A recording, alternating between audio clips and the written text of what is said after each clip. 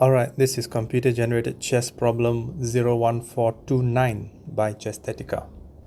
Here white has got 2 rooks, 2 knights and a bishop against black's queen, knight and 3 pawns. So white is ahead by about maybe a minor piece and a pawn. Now one of the obvious things here is that the rook on b3 is in a position to be captured by the king. And most players would probably try to do something like maybe rook to d3.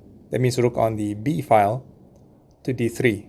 But this would be a mistake, not only because white doesn't see the mate in 3, but because black will now be winning after c6, discovered check, and then the rook on d5 is going to be lost.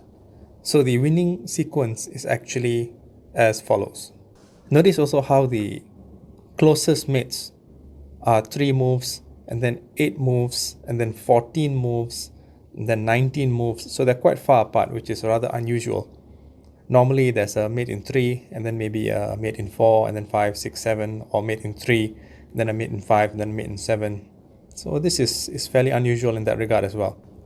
But the correct move, if white were to see it, that not only defends the rook, but also sets up the mate in 3 is rook on the d file to d3. And it's a quiet move.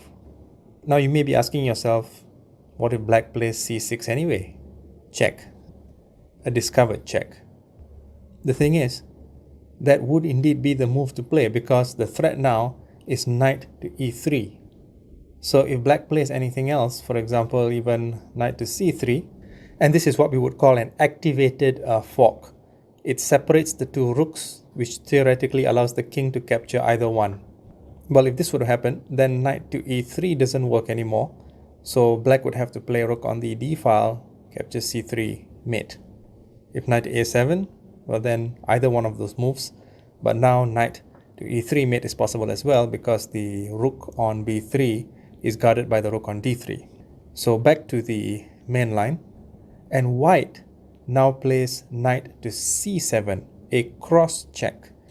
It intervenes between the black queen on b8 and the white king on e5 and creates a discovered check of the bishop on g8. But this bishop can be captured by the queen. Still, it doesn't matter because white now wins with knight to e3 mate. Why doesn't rook on the d file to c3 win anymore? Because the knight is on b5 and the knight can capture the c3 rook. And now white is losing. What if black had played e6? Well then, this still loses to knight to e3, and in fact even bishop captures e6 wins. So let's take a look at this position again. How many players do you think would have actually seen the mate in 3 here? Not that many, I would suspect. So rook on the d file to d3, a quiet move. Black is lost. c6, discovered check. Knight to c7, cross check. Queen captures g8, and knight to e3 mate. I hope you enjoyed this one. Until the next one.